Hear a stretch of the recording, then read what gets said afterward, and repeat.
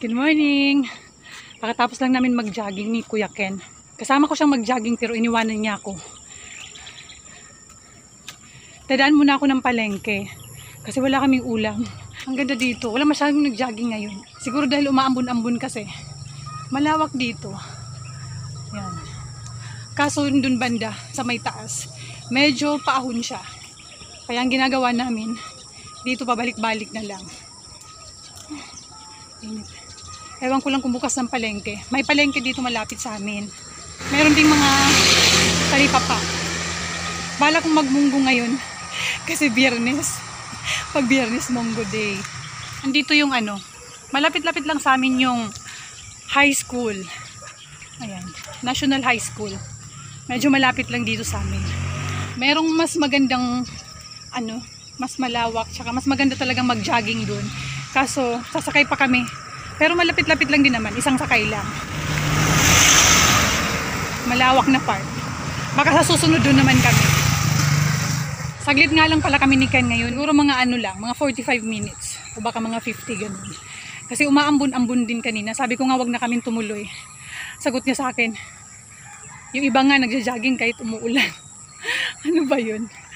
Kaya tumuloy na lang kami. Sana nga bukas na yung palengke ngayon. Medyo matagal-tagal kasi magbukas. Dapat 5 o 5:30 bukas na sila. Kasi maraming bumibili pag maaga.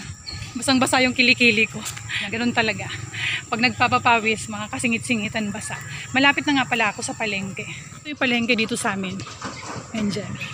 Tapos doon sa unahan, dami talipapa dyan. Makabili na ako. Yan. Tilapia lang para pang partner ko sa munggo. Piprito ko lang ito mamaya. Bahay na nga pala ako. At magkakape ako. Decaf. Bihira na ako mag-instant ngayon. Pagka nauuhaw lang ako ng may asukal. Wala asukal to. Bumili nga pala ako ng pandesal doon kanina. Malapit sa palengke.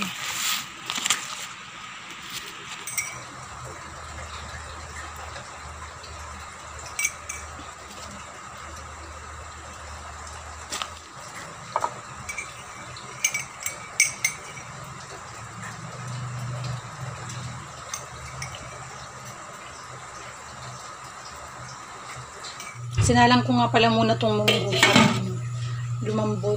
Maliligo lang muna ako habang nakasalang ito. Dahil pa naming sinaing natira kagabi. Nasaing ako, konti na lang. Lumambot na. Bilis lang namang palambutin. Hindi ko na binababad ng overnight kasi mas masarap yung lasa kapag diretsong palambutin. Nakaligo na ako. Ay, kwento nga pala ako sa inyo. Itong ref namin, 6 years pa lang. Pero bigla na lang hindi na siya lumamig. Umiilaw pa naman. Kaya lang, nagtaka ko. Buti na lang, tatatlo na lang yung yelo na natira. Tapos hindi pa ulit ako nakapaglagay ng mga ice pack. Ang natira na lang siguro mga 3 o 4 na piraso. Tapos nagtaka ko, bakit biglang akala ko, hindi lang namin nasarang mabuti. Kaya parang nag-defrost siya, nagtubig yung yelo overnight. Siguro, gabi pa lang, nung natulog kami, na siya. Hindi na siya gumana. Kaya na-stress ako talaga. Sa totoo lang ng mga nakaraang araw. Hinahanapan pa lang namin ng mag-aayos. Kasi dati, yung pinalitan nito, lumang ref din namin na malaki. Nasira din yun, tapos pinaayos namin. Pero siguro mga buwan lang din yun or mga 3 buwan, mga ganun. Nasira din ulit. Pero iba naman ang sira nun. Kaya eto, nag-aalala ako na baka mamaya pag pinaayos namin, pang ganun din yung mangyari. Sana wag naman. Kasi bagong-bago pa, tingnan nyo naman. Oh. Diba? Alaga syempre. 6 years pa lang kasi mga 2017 or 18 ganun, nabili ko. Sa baba. Maayos pa kasi hindi naman ako lang naman madalas ang nagbubukas-sara nito kasi ako lang naman din madalas yung narin dito sa bahay. Kasi ang papa at ang Ken laging wala, nasa school, nasa trabaho. Siguro kakasara bukas nung kasagsagan nung sabi ko nga sa inyo medyo malakas yung pawis, nakakaligo lang. Medyo malakas yung yellow at ice candy. Kakasara bukas. Kaya siguro. Kaya papatingnan pa namin kung ano talaga yung sira nito. Kasi sa totoo lang, napakalaking kawalan sa amin. Kasi dito, buti na nga lang at bakasyon na. Dito ko umaasa sa pang-allowance ni Ken araw-araw. Pagkain ng mga alaga, kung pusa. Diba alam nyo yun. Kaya napakalaking kawalan na wala akong bentang debote, walang yelo, Ayun naman lang yung malakas-lakas na dito sa amin kasi yung mga sa tindahan na mga paninda hindi na masyado. Ayun. Na-share ko lang sa inyo. Sana nga makakita kami ng mag-aayos nito na matino.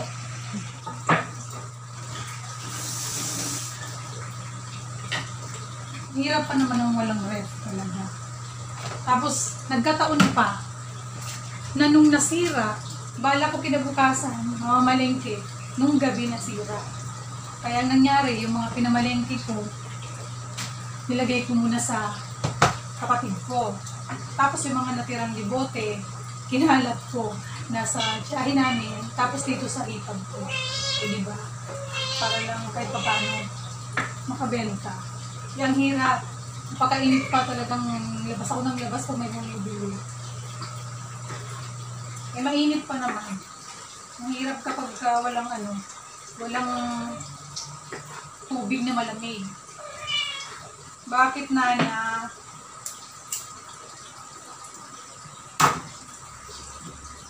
Yun nga pala sa mga may alagang pusa. Si Luna, baka paki-comment na lang kung may alam kayo kung bakit ganun.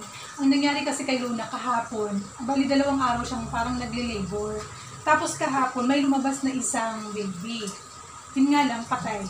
Tapos yun lang yun. Pero ano siya, alam nyo ba, hanggang ngayon, hinihingal siya. Iba yung hingal niya. Tapos pag kinahaplos ko yung tiyan niya, alam kong may laman pa. Kasi umbok pa siya. Tapos matigas pa yung, parang may baby pa talaga sa bubong. Pero dapat kasi, kung yun mga hanap pa siya, dapat nasunod na agad kahapon nung lumabas yung isa na patay niya. Ba't kaya hindi pa sumunod? Nahihirapan kasi siya, hingal na hingal siya. Paggabi-gabi binantayan ko Ba't kaya ganun? Hindi agad sumunod yung kung meron pa man. Pero tingin ko talaga meron pa kasi bukod sa malaki pa konti yung tiyan niya, nasasalat ko talaga. Nakaumbok pa. Alam ko meron pang laman sa loob. May baby pa. Hindi kaya napaaga. May case ba na gano'n na nanganak na pero hindi pa agad nasunod yung iba? Kasi nakaawa ko kagabi talaga. Talagang hingal na hingal siya. Hanggang ngayon, hingal na hingal pa din siya. Hindi na naman masyadong mainit kasi yung iba niyang kapatid, hindi naman sila hinihingal.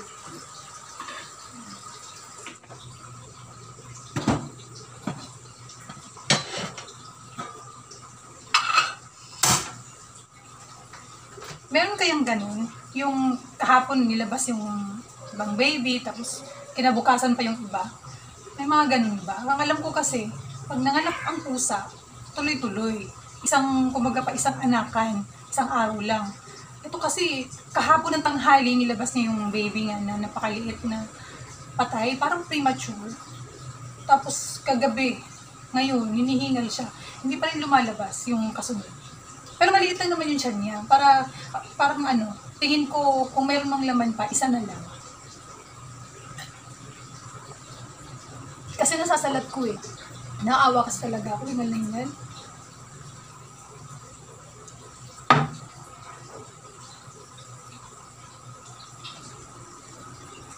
Kaya naman yun siya nabuntis kasi nga, di ba nagkwento ko sa inyo na 4 na yung alaga ko, si Sky, tapos yung magkakapatid, isa lang bali yung lalaki, si Luna, si Lily, tsaka si Sasha. Si Sasha yung lalaki.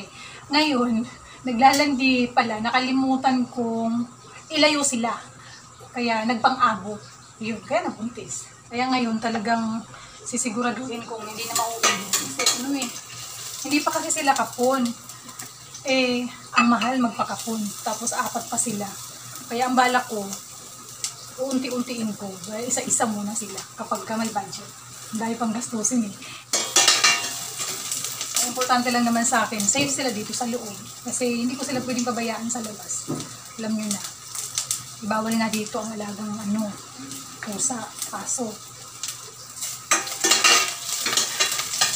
Pero meron ditong free na na bakuna para sa anti-rabies sa barangay. Last year, napabakunahan ko si Luna kasi siya pa lang yung nung malaki nung time na yun. Tapos yung dalawa, maliliit pa. Masyado pa silang maliliit. Eto namang si Sky, hindi ko talaga mahawakan niya ng ako lang. Si Papa lang nakakahawak niyan kasi nagpupumiglas talaga siya. Hindi siya nagpapahawak ng matagal. Kaya hindi ko siya pwedeng dalhin dun sa labas kasi pag nakawala, ang hirap talaga niyang ulihin. Nagagalit, nangangagat pag hinuli. Ganun ang ugali ni Sky. Siguro dahil sanay siyang nakakulong.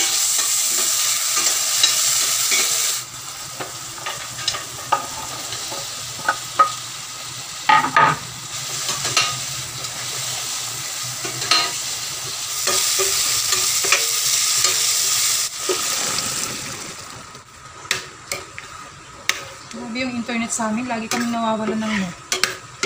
Bigla na lang walang pasintabing nawawala.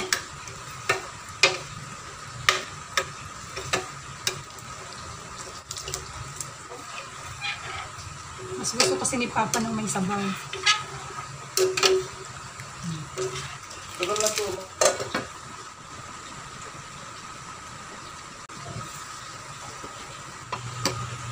Medyo matabang pa. Itong gulay, kinuha ko lang to dun sa sa tanim ng tiyahin namin. Diba? Kaso yung niya, yung malunggay niya, konti na lang, ang pangit na ng mga dahon. Hindi na naasikaso. Kasi, nilalanggam.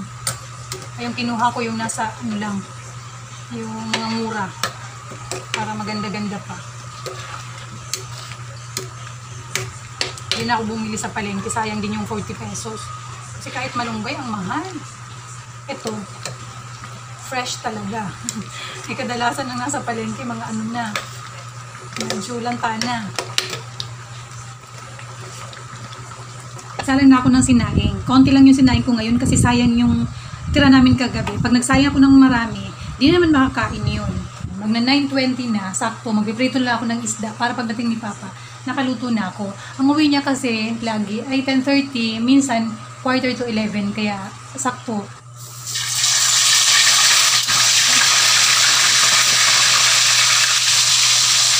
Grabe ang init, no?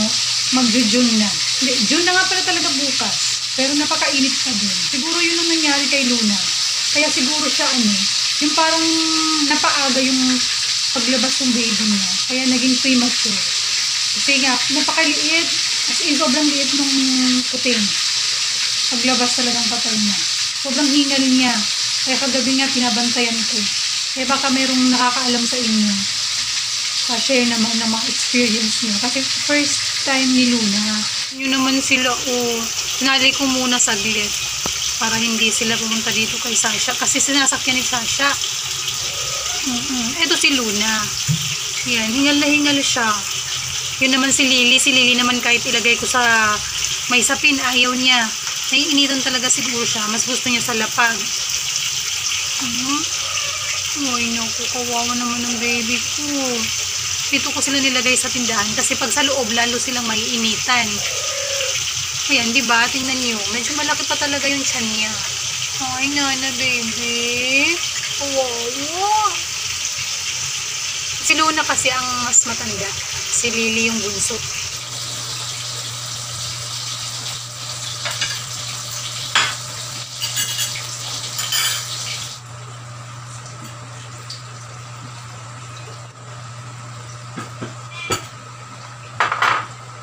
Kaya lang muna at si Papa yung kakain ngayon lang.